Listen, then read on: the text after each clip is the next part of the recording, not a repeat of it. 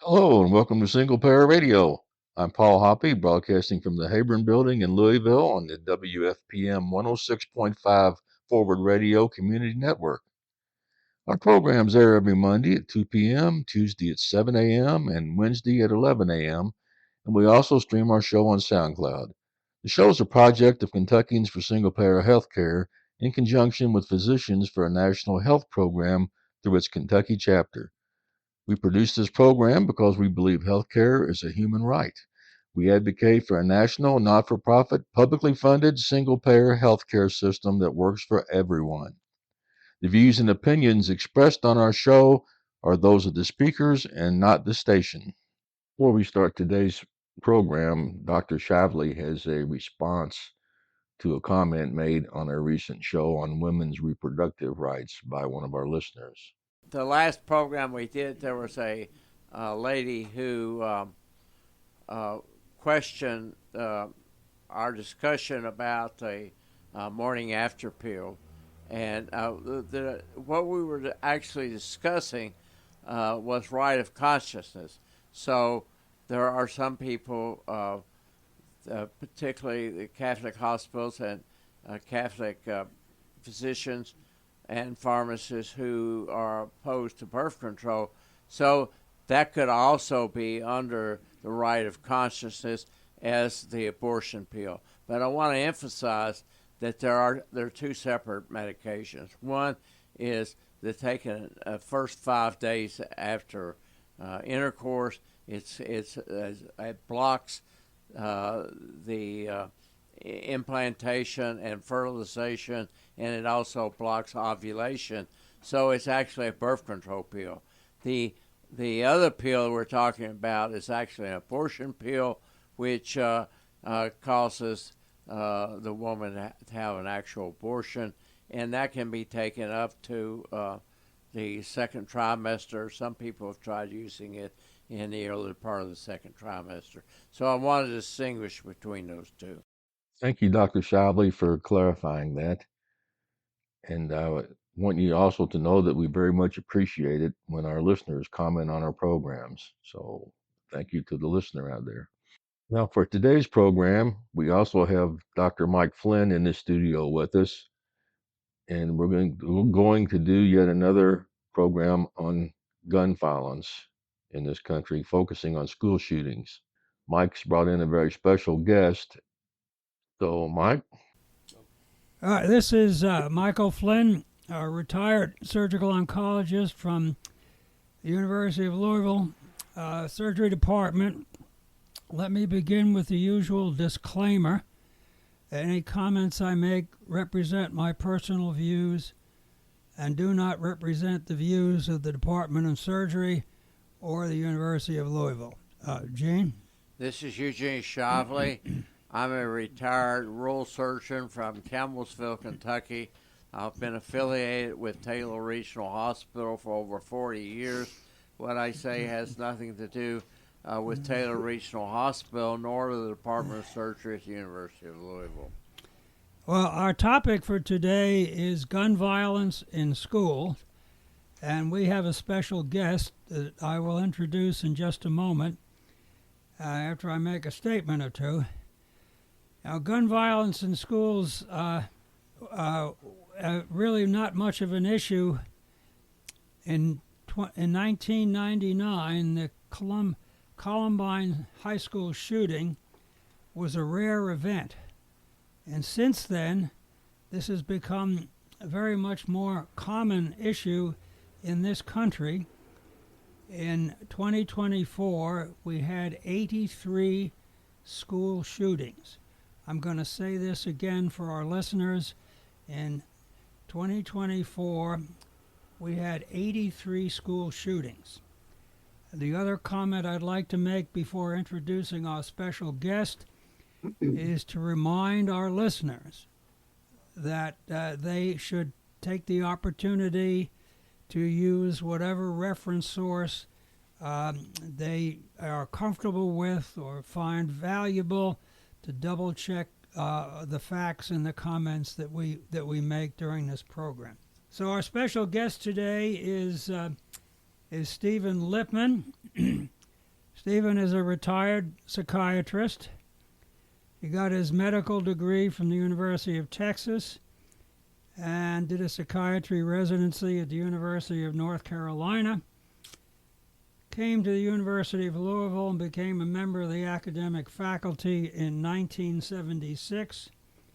Retired about 10 years ago, and since then has been a volunteer physician doing primary care medicine at the Family Community Clinic. Steve, we're grateful that you're willing to come on and talk about this important topic, something which unfortunately is very common in this country. If you look around the world at other first world countries, if it occurs at all, it's something that happens in single digits. So we are now going to give you an opportunity to make whatever comments you'd like to make for as long as you'd like to make them, and then the conversation will begin. So, Steve, the floor is yours. Thank you. This is an important topic. It's wonderful that we have the opportunity to discuss this matter. It's certainly something that deserves more attention and priority. Is it relevant today? Well, just a month ago, a 14-year-old girl in Madison, Wisconsin shot up her private school, killed 2, injured 6, and 2 of them seriously. So pretty relevant, something that's happening right now. And then it's followed for days and days. What was her motivation? What did her teacher think? What did her girlfriend? Did she have a boyfriend? All this hype tells other people, oh, there's lots of shootings. I've got permission to do it myself. Maybe I could do better. Anyway, the hype certainly reinforces school shootings. And it comes down to 2 big questions. Do we really care about our kids' safety? And maybe even a harder question is, do we care for our kids more than we care for our guns? So let's talk about the evidence, whether we care for the kids better or the guns better. Let's see. Most everybody says we value our children, especially our own kids. But then that depends on what happens. So, here we are coming on Martin Luther King Day next week. And Martin Luther King Day was big on, I need to watch what you do, not what you say. He was a action speaks louder than words person. So, and that leads us into the situation. So, okay. First of all, the shocking truth is that the number one cause of death in America today of children is gunshots. Gunshots kill more kids than anything else, more than car wrecks. Think about that for a minute. A car wreck is so easily happening. Nearly every person in the entire United States rides in a car or a vehicle or walks on the street at least twice a day, to school and back or to work and back, whatever. And yet, and most of those same people rarely touch a gun. And yet more people are killed by guns than by cars. I think that's pretty amazing. There's about 11,000 kids killed per year by guns in some way or another, about a couple dozen a day. Number 2, and you already mentioned this, 83 school shootings in a year that resulted in either death or injury. Well, that comes down to about 2 per week. A little over 1 per week.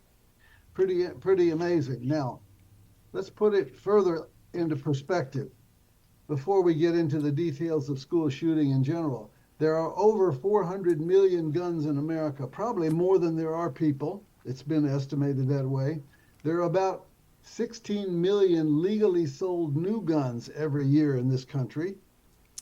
There are probably well over 20 million assault weapons available here.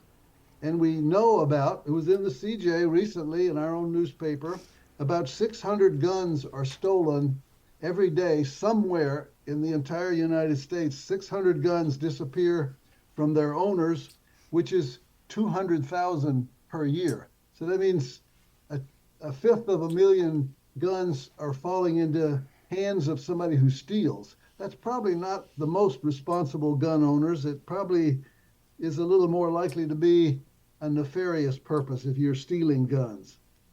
And as long as we have this many guns, as long as we continue to not change our communal, general social attitude toward this, we'll continue to have school shootings suicide, homicide, accidents, crime, and so forth. And that's especially important if the guns are not securely stored and there's no consensus in the country that we got to do something about this, particularly if they're stored unlocked. So let's see about school violence. Let's pick it up there. So you said 83 school shootings. There were 38 children killed in those 83 shootings. 116 were injured by gunshots, and that does not count the kids that sprained their ankle, fell down the steps, slipped on the floor, fell down, got trampled, or anything else that happened. They're just talking about bullet wounds. And that means thousands, many thousands of children were exposed to the emotional trauma.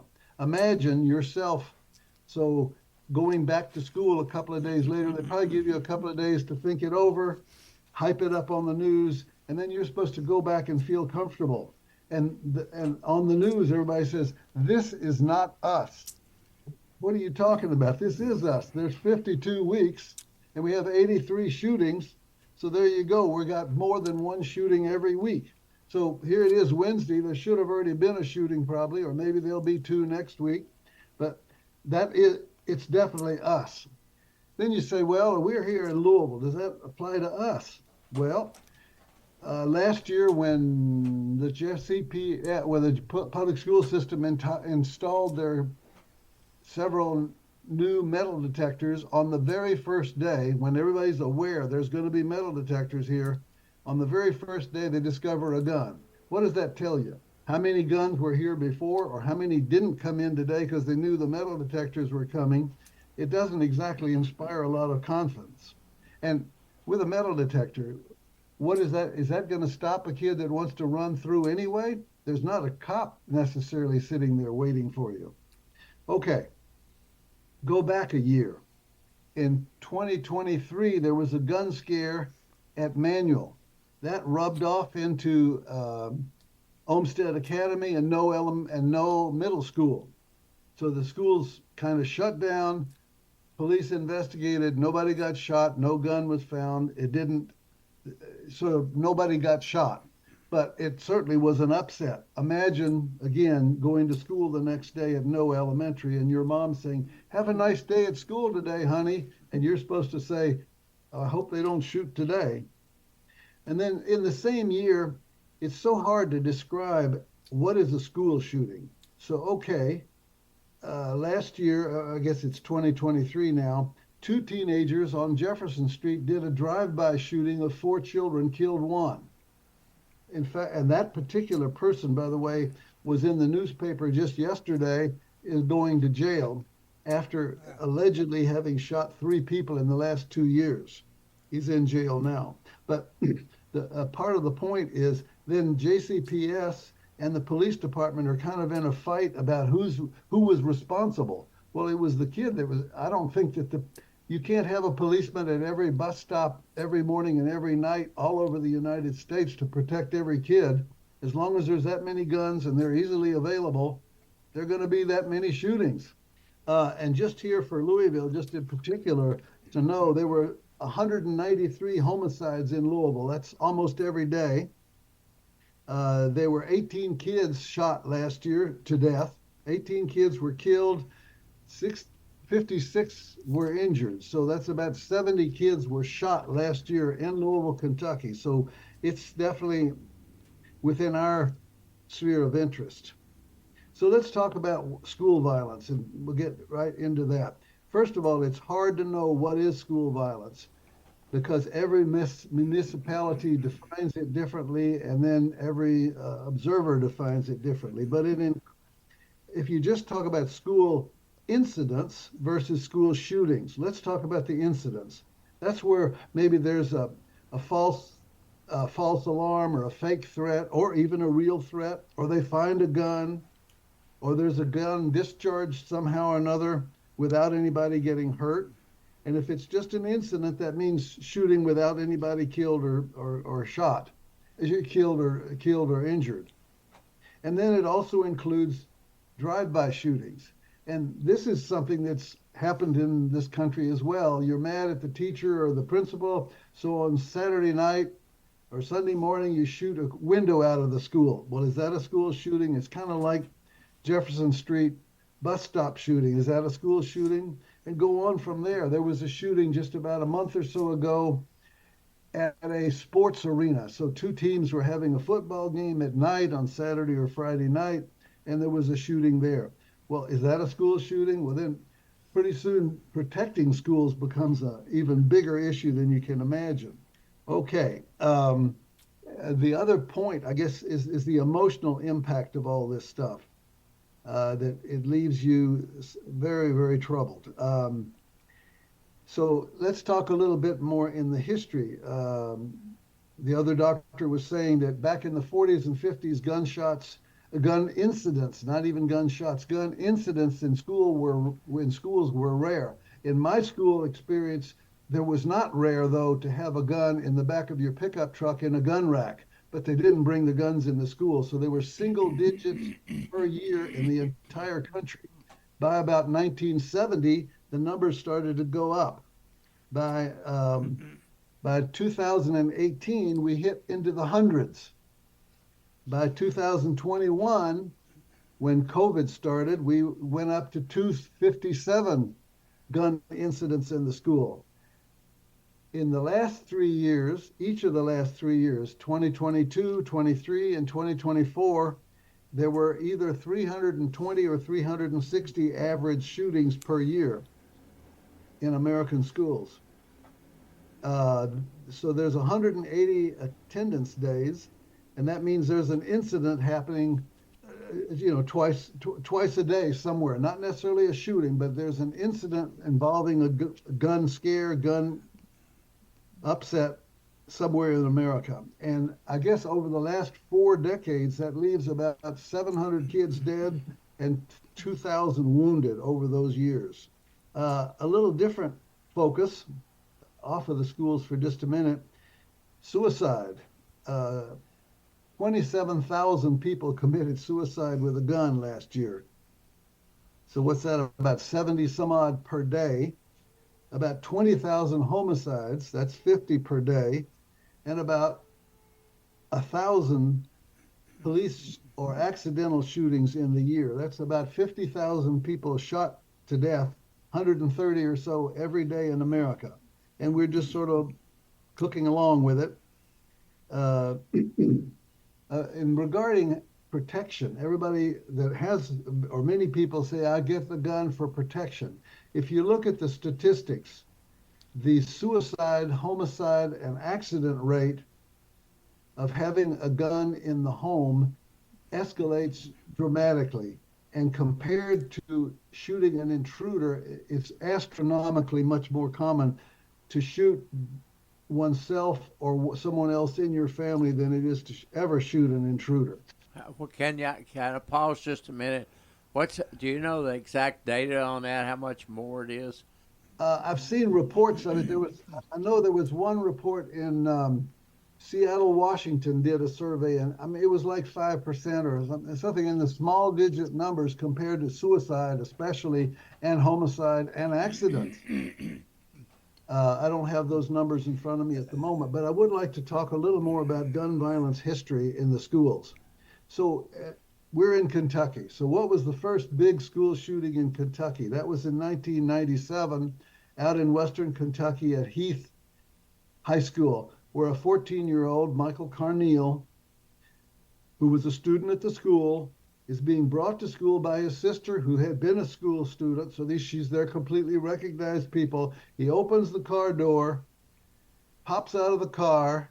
There's a prayer vigil in front of the school. And he pops out with his 2 6-shooter 22s, not an assault weapon, just a 22. And he pops off, kills 3, shoots 6 more, throws the gun down and says he's sorry he did it. How would you possibly protect from that? I mean, he didn't go through a metal detector. The cop wasn't standing out on the street. I mean, then you need a cop in the building, a cop at the door, a cop at the bus stop, a cop at the family stop. I mean, it's impossible to stop that as long as we continue to have this number of guns and easy accessibility. You mentioned Columbine. Well, there 36 kids were shot. 36 kids, 17 of them killed. Or 34. Yeah, 17 and 17 killed and wounded. But as far as stopping the kids, this is before metal detectors, before we had a lot of concern. But even if we did, how do you stop two, a 16 and a 17, big boys that are known to the school, and they're rushing in with multiple guns and bombs? So even if you confronted them and they threw a bomb and then they start shooting, I mean, somebody's going to get hurt. So, and that's 30, 30 some odd kids shot. Moved down to Sandy Hook. So now we got the doors locked. Well, Sandy Hook, the shooter, after killing his mom, he walks in, doors locked, so he shoots through the glass panels in the front of the building. And let's see, he kills 26 people by shooting through, shooting his way in. Then moved to the Stoneman shooting in Florida at the Stoneman High School. There, 17 people are shot. Let's see, 34 total, and this was all done within 4 minutes. Now, just a few weeks ago, I was visiting my grandson's school, high school. Well, there's a central pod, and then half a dozen or dozen, I don't know how many, probably just 5 or 6 wings poking out like an airport terminal thing where the things are sticking out. Well, how many cops would you need to guard all those? And it was a 2-story building, so you'd have 2 stores with multiple wings, and here this shooting all happened within 4 minutes. To shoot 34 people in 4 minutes, pretty hard to stop. And then what about the Robb Elementary School down in Uvalde, Texas? Here, an 18-year-old with an assault weapon that was legally purchased, is seen entering the school. So the school already knows something nefarious is happening. Why is this big boy, who doesn't go to school here anymore, entering the building? They call the cops. Well, ultimately, 376 cops converge on the school. They're inside the school, surrounding the school, and in the school building, standing in the hall. And over the next 73 minutes, so an hour and 10 minutes or so, hour and 13 minutes, I guess it is, he shot 36 kids while the cops were standing in the hall counting the bullets, I guess. Finally, at the 74th minute, a Texas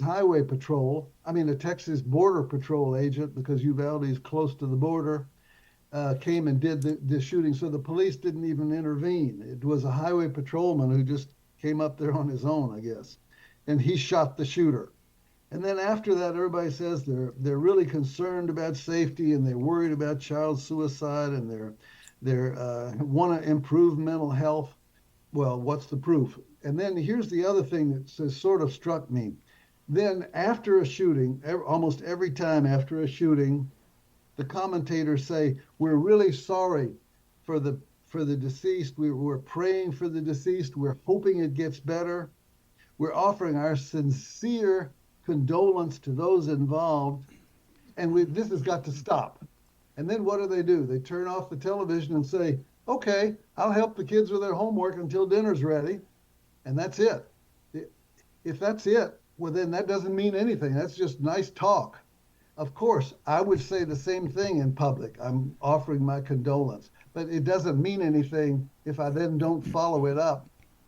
What would be following it up? Calling your congressman, calling your legislator, talking to your mayor, city council, doing something, writing a letter to the newspaper, something like that, where there's got to be some action and not just pretty talk.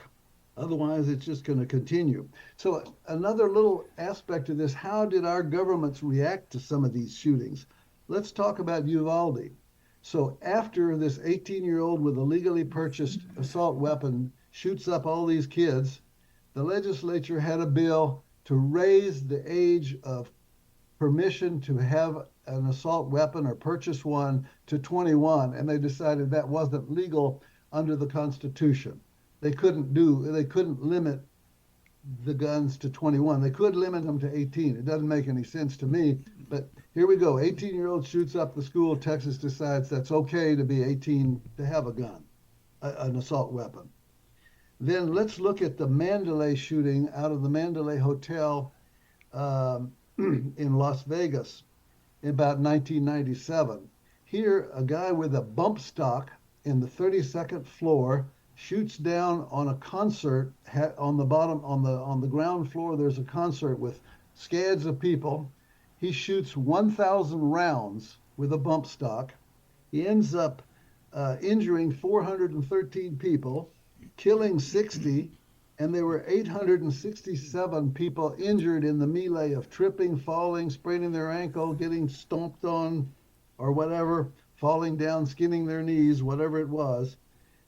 Okay, so that's probably the biggest shooting there was in this country. But anyway, then last year it goes to the Supreme Court and they decide bump stocks are perfectly legal. They're not machine guns, they're not automatics, because when you pull the trigger, even though it goes dit, dit, dit, dit, dit, the recoil from, say, bullet one fires, recoils, and that loads and cocks shell number two. Steve, anyway. Listen, I totally agree with you about guns, and I think we need to get back on that a little bit later. How about see if I could maybe change your direction a little bit. Okay. And maybe you could talk about what some of the mental health issues that seem to be motivating these school shooters. I mean, there's things like bullying, family dysfunction, poverty, external influence, social media. Could you give us your thoughts about, what are the motivating factors? Don't get me wrong. I want to get back to the gun issue. No, I but pretty much let's made just, my point. I'm ready. Okay, but give us some thoughts about the issues that are motivating the shooters. Okay, well, first of all, before we even get to the shooters themselves, we have to talk about society. Society is isolated. You can go to the store without never talking to a checkout person. You can buy everything online. It gets delivered. You never even see the delivery person. Family dissolution, a polarized, angry society that's more isolated and less respectful. And looking at all this stuff without doing it tells us we have a higher tolerance for exposure to violence and not doing anything about it. I believe we have fewer shared goals, the income gap, a lot more pessimism, cynicism, and bad role models. I mean, I was thinking about Thomas Massey here in Kentucky. His Christmas card shows him standing armed with big guns. I remember that. That was terrible. but anyhow, let's get back to the motivating issues for the shooter. Okay, that's what we're doing. But bottom line is, if there's that many guns, somebody's going to go crazy and do it. Yes, no question. But I want to get back to that in a little while. I think a lot of it has to do with people being isolated and angry. And they see these role models. Copycat, I think, is a big part of it. I mean, if you look back at your age and my age in school, nobody ever thought about shooting up a school. Now that's on the radar screen. We have a show. You can show how powerful you are. We have less restraint. We have a president said, I can shoot somebody on Times Square and get away with it. So I could get away with it. That kid that was arrested here in Louisville, this was his third shooting of an individuals that's known of, or at least in the newspaper that they know. Over a 2-year period, he shot at least 3 people. So, and then I think feeling betrayed and entitled is a big part of it. That you can get revenge, you can show how powerful you are. So if you're disgruntled and you've got bad role models, copycats telling you what you can do, how you can get even, how you can show how powerful you are. Now about the bullying, let's talk about that. I don't know what to think about bullying. I know that when I was in school, people were bullying all the time for race, color, national origin, religion, what country they came from, all this sort of stuff. There was a lot of bullying. I suppose that's always been true. They still didn't shoot up the schools, but there was bullying in the schools. There is one difference. We've got readily accessible guns. And there is another difference, and I don't know how to assess that, but it has to do with the internet, cell phones, FaceTime, and all that. I mean, here in Louisville, they talk about when there's a threat, all the people gather after school to see what's going to happen in the fight after school. They didn't necessarily know, not everybody knew about it before. So I don't know, cyberbullying might be a big issue. Now, I will tell you another aspect of this on the counter side. I talked to my grandkids, and I talked to a kid on the plane on the way home the other day, and some other folks that I've talked to about this. The kids say the adults are preoccupied with bullying. We're not. Now, I don't know how true that is, but that's what some of the people I've talked to have said, that the kids say they get inundated with the parents saying, don't bully, don't bully, don't bully. And so, well, we aren't, or we are, but we're not shooting each other. Anyway, and everybody says it can't happen here. It's not us, but it certainly is happening here, and it certainly is. And then I think it would be fair to say there is a small number.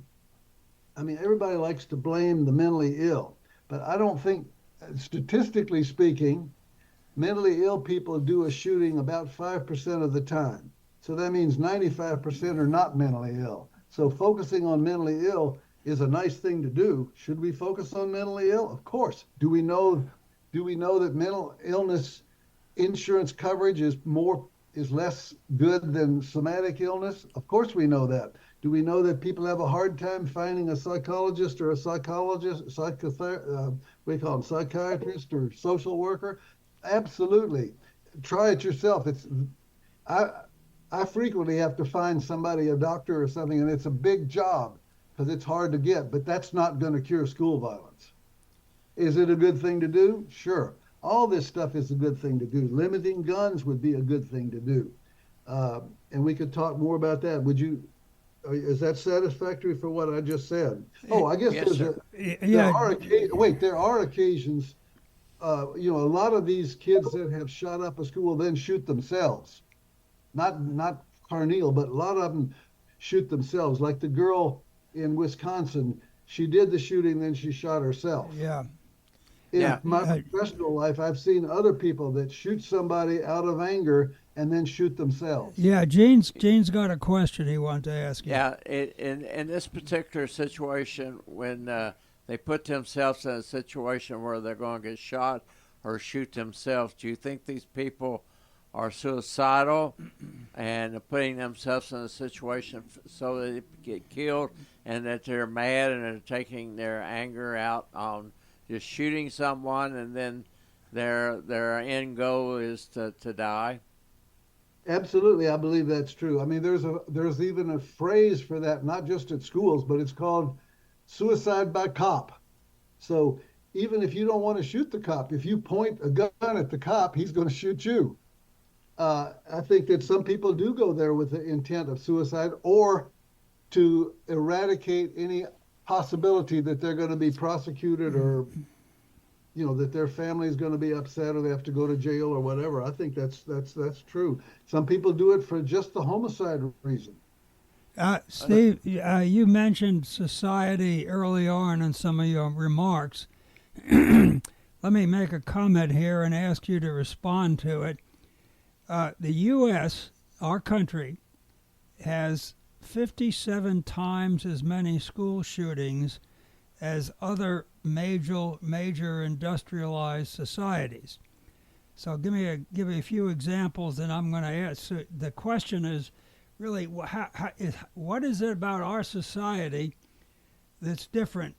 Since 2009, the U.S. has had 288 school shootings. 288 school shootings since 2009. Canada has had 2. France has had 2.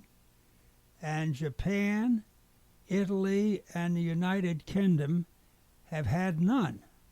So are there issues, societal issues driving this, or at least in my opinion, it's access to guns, and we've already talked about that, but I want to get your thoughts about whether our societal activities or environment is materially different than Canada, France, Japan, Italy, and United Kingdom.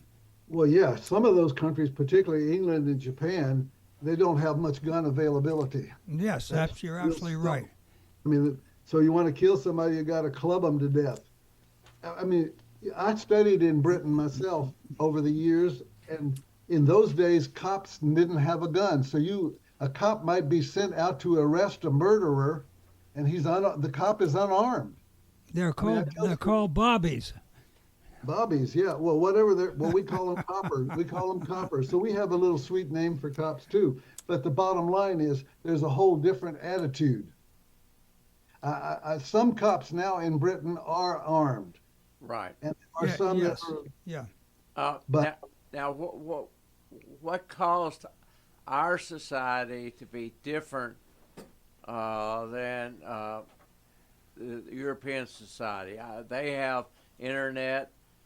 They have all the other problems that would make us less available. So you think availability of guns is the number one issue? The easy availability of it, yeah. I mean, Canada has a lot of guns too, but they have more restrictions than we do. And I'll give you an interesting other example. I studied in Switzerland. By the way, for you guys that are surgeons, I did surgery rotation in Switzerland. But anyway, when you got on the bus, every day when you got on the bus to go to school, there would be guys getting on with an assault weapon, a bandolero full of bullets, and hand grenades. They would get on the bus. Every Swiss male between, I don't know the exact ages, 18 to 60 or whatever, was in the service, and they go, when they're not, and they spend 1 or 2 weeks per year doing their training, sort of like a reserve training in this country, but they were keeping their guns. So every Swiss male had an assault weapon, a sidearm, bullets, and other kinds of weapons available in his home constantly. I remember, in fact, that and it was even the big guys. I do remember I was in surgery department. The chairman of surgery did his field rotation while I was a student there, which tells you something about how the big guys don't get to get a pass. But here's the point that answers you. Switzerland was having so much suicide, not homicide, but suicide. So there's a different mentality. I don't know. Swiss men were shooting themselves. So finally, a few years ago, Switzerland decided you can't take the gun home. And if you do, you have to buy it. Well, that drastically dropped the number of firearms that went home when they weren't on duty. And the suicide rate has dropped. Now, that doesn't talk about school shootings or other shootings, but they weren't doing that anyway. But I lived in Switzerland for 3 years, and I agree with you. Switzerland has been a gun-friendly country since the time of Napoleon, but the people there are trained. There are restrictions about who has a gun. If you want to buy a gun in Switzerland, you have to go through this process. It includes an interview, a training process, and you can only buy one gun at a time. You can't go into a gun store and buy 15 AR-15s and take them across the border in Texas and give them to the cartels the way we do in this country. Now, I absolutely agree with you about the issue of guns. I wanted us to talk about some of the other issues surrounding, this whole school shooting thing. Let me ask you another question. Should parents be held responsible for providing a weapon to an adolescent who carries out gun shootings, school shootings? whether I would like to talk about that, but you might curl your hair when I talk. well, it's okay. All right, here we go. I think that obviously what we need to do to curb gun violence, I'm going to first be a little global. We need the president, the governor, the mayor, all these people talking about it on a regular basis, like a fireside chat every week, about how the importance of safe storage and being responsible. Americans like to talk about accountability and responsibility. Well, hello, here we go. So part of this responsibility ought to be safe storage, safe, secure storage. Usually the recommendations mean gun in the attic locked up unloaded and the ammunition in the basement unloaded. Oh, in some states in America now you can start to buy ammunition in a vending machine. So, the availability is a big issue. And then, of course, the family needs to be responsible. So I would say if your child or any unauthorized person gets a hold of your gun and there's just a minor incident, maybe just they find a gun in his backpack or whatever, that should be a charge of contributing to the delinquency of a minor. There then should be Child Protective Services should come into the home and check whether there's neglect or ability for continued custody. Now, and if somebody actually gets hurt or a gun goes off, it gets worse. Then you're contributing to the delinquency of a minor. You have to compensate the school for fixing the windows that were shot out or the family that got shot or hurt. There ought to be jail time for that kind of thing.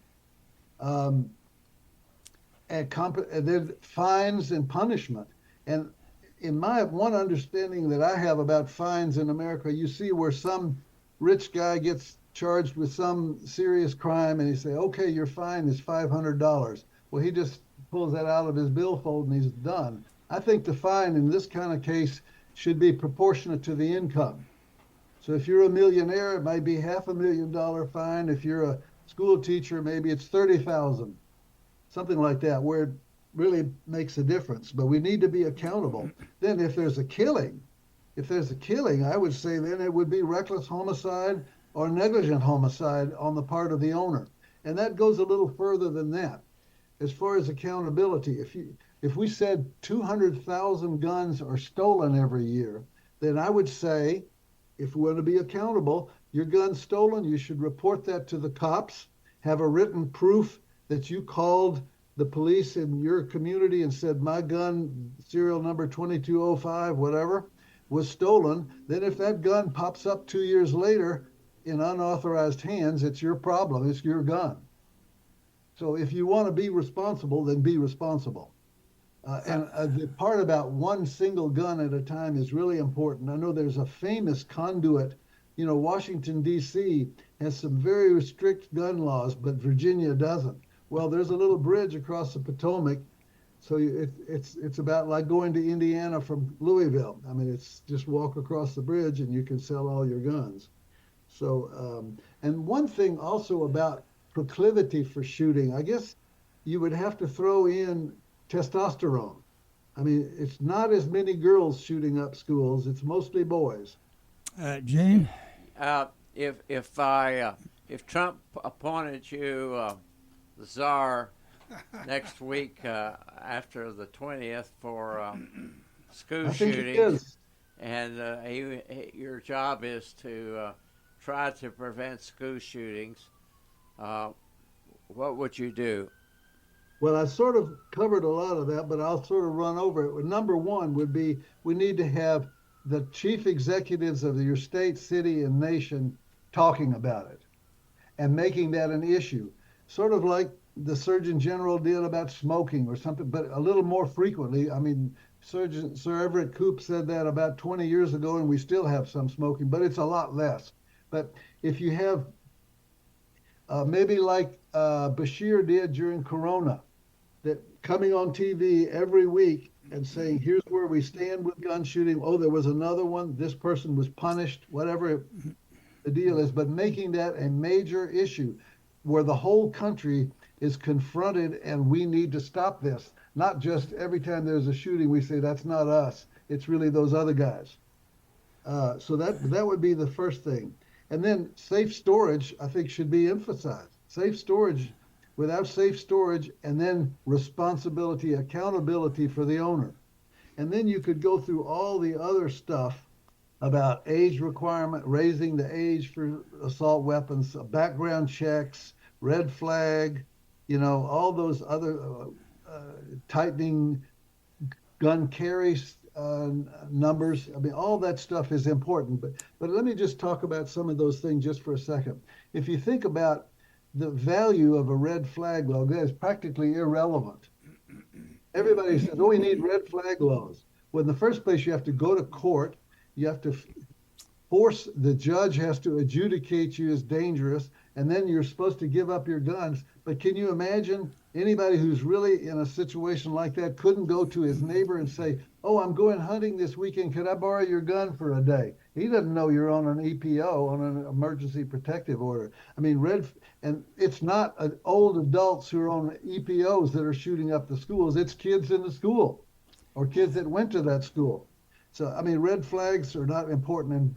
And background checks, as long as you have all these guns stolen every year, I mean, a background check is sure. All those things are nice. All those things are good ideas. All those things chip at the edges. It would make a difference in the next decade or two, but they're not going to have any impact on school violence in the near future. Well, let me ask you about a couple other things that have been proposed. Resource officers in the schools, teachers with guns, and metal detectors in schools. Do you think that would make a difference? Any of those? All those things are going to chip at the edges, but teachers with guns, I think that would be dangerous. I don't know about you guys, but when I was 16, if my biology teacher, I remember her, she used to wear a house dress, and she has a gun strapped on in school. I mean, come on. One of the guys is going to grab her left arm, I'll grab her right arm, and somebody else will have the gun. Not necessarily to kill anybody, but having a little old 55-year-old lady armed in the school is going to be dangerous, I think. Yes, my oldest daughter is a school teacher in New York in Spanish Harlem, and she is absolutely clear about this. The last thing that any teacher wants to do is carry a firearm. I mean, these are nutty ideas that come from ideologically, I'm not going to, politicians with a different ideology. Let's put it this way. Now, if I remember correctly, and I'm to our listeners, I'm not really clear about the total accuracy about this, but I believe that when the assault weapon ban was put in place during the Clinton administration, and then that was lifted in, I think it was 2009. If you go back and look at that time frame, the difference between the number of shootings, school shootings, mass shootings, and the amount of damage done during that time frame compared to after the assault weapon bans were lifted, I think that's probably one of the first and most important issues that needs to be done in this country with gun control, is that we ban weapons of war. And people, if they're going to, you go through all the other steps of background checks and red flag laws and everything else like that, but I don't think there's any reason why anybody should be carrying an AR-15, an M16, or any one of these assault weapons. Well, that sounds like a great thing to say, but if there's 20 million of them, what are you going to do about that? No, well, other countries, they bought them back. Australia bought them back after they had it was about 20 years ago. Some guy ran into a park somewhere and shot a bunch of people, and the Australians took care of that. They banned them, and they bought them back, and other countries have done that as well. Well, I suppose you could do that. I'm not sure how well that would work, but yeah, sure. All those things. Every one of those things is a good idea. It's just a matter of how quick is it going to do something. Well, the problem is the politicians in this country. There's a supermajority in the legislature in Kentucky, and they I don't know what the law is, but they have made it impossible for the urban communities to manage gun access. Well, we're the politicians. We voted for those people. I mean, absolutely whether you right. voted or I voted, it doesn't matter. The bottom line is America voted that way. So that you get what you pay for. We're the politicians. We voted them in. They're doing what we tell them to do. I understand. I didn't vote for that, but there are people out there that have, which is, in my opinion, is crazy. It might be. Some people voted against Vietnam. Some people voted in favor of it. I mean, yeah, but the country is going that way at this moment. Now, you asked about metal detectors. A metal detector has one purpose. All it does, it goes bing, bing, bing if there's a big metal object coming in. It doesn't even tell you whether it's a gun. It just says bing, bing, bing. There's a piece of metal coming through the door. Not counting the fact that you can have plastic guns and other kinds of ceramic weapons, whatever. But then it only would work if you have armed policemen at the door. Yeah, you would have to have some type of police monitoring that metal detector. Well, having an armed policeman at the door, a kid that goes to a school that has multiple doors knows that there are other ways you can get in and out of the school. So, I mean, I don't even think that's a sensible option because you'd need five. It probably reduces things a little bit because it's like at the airplane. You say, oh, I better not take my gun. But I don't think it would make a major difference. And that kid, that Sandy Hook guy, they had the door locked, so he just walked through the window area. Yeah. So let me ask you a question. Wait, before that you said metal detectors, teachers, and one more thing. What was the third one? Resource officers. And, that's policemen. Yeah. I don't think I think my favorite example would be if 73 minutes went by while 370 cops were in the building. It didn't make too much difference in Uvalde. And how would, I know my high school in Texas, they build the schools long ways, not up. Not compact. So it was probably 150 yards from the gym to the English department. And you're going to have 10 cops in every building in every school every day for 7 hours a day. That's just impossible. Yeah. Now, have you or any of your psychiatrist colleagues ever interviewed one of these people who've done mass shootings?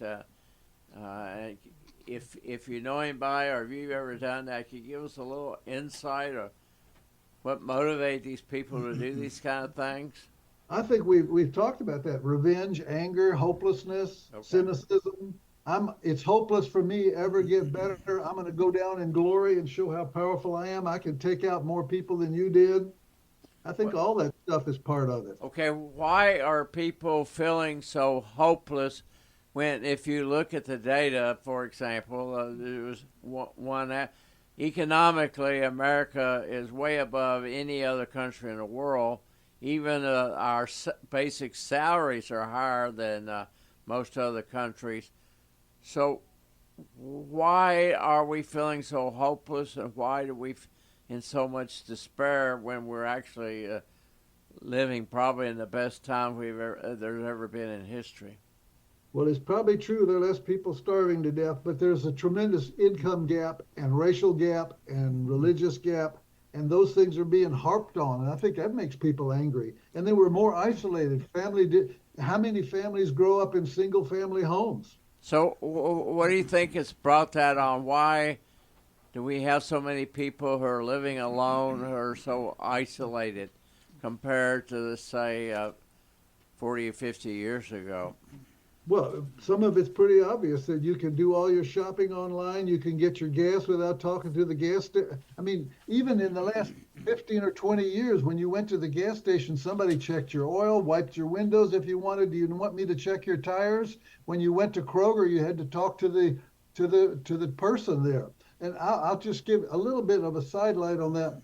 The other day, my wife was at Kroger, and somebody walked into the line with a 38 strapped to his side. Well, everybody in line got quiet because they thought, oh my gosh, even if the person in front is going to argue about the bill, maybe this guy's going to take offense. So everybody's petrified. I mean, all that stuff is, and we have this stand your ground. So you could have gone into that grocery store that day and said, he scared me so much I shot him, and it's okay because I'm just standing my ground. All those things I think lead to pessimism, and I'm right and you're wrong. Now, I think the income gap is another big issue. I think that a lot of people feel hopeless and hopeless, and I'm not going to be able to get ahead. They're pessimistic. They don't have optimism for the future. There's a lot of data out there that show that men are more isolated. They don't socialize.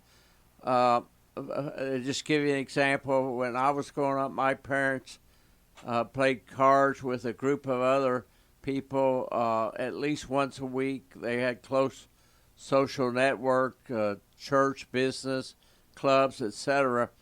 Why have we lost that? What's contributed to that? Is it only the internet, or are there other factors? Money. I think some of it's money, and then I think Corona made it worse too. I mean, all the Zoom. Here we are on a Zoom. Come on, I never heard of Zoom 5 years ago. Okay. And I mean, the surgery, medicine department, psychiatry, they all offer their grand rounds on Zoom. Well, wait a minute. Okay. I remember my whole career that the biggest thing about grand rounds is I got to talk to so-and-so, give so-and-so my paper, make an appointment with the other one, blah, blah, blah. Now just do it online in your underpants in your living room. All right, 2 minutes left. As a isolated male retired surgeon, what can I do to increase my social interaction? What should I do? How could retired people or every man go about increasing their relationship with people? Well, I'll give you one example I've noticed with my wife. When she goes to Kroger, she doesn't go to the isolated checkout. She always goes to the checkout guy. Okay. I mean, do things with people. Go to the library. Join a school committee. I mean, I don't know. Be a Boy Scout leader. I don't know. Okay. Okay, guys, we're down at the end of the lollipop here. I want to make one more comment, and then Paul's going to take us out. You know, with all this discussion, I think it is very clear the biggest problem we have in this country about school shooting is access to guns. The biggest problem, and unfortunately the politicians in this country often in both parties are ideologic Neanderthals when it comes to this. Steve, thank you very much. You are an excellent guest. This has been a very interesting conversation. I agree, Mike. Thank you again, Dr. Lippmann, and thanks to our listeners for tuning in. And please come back next time for Single Payer Radio. Have a wonderful rest of your day.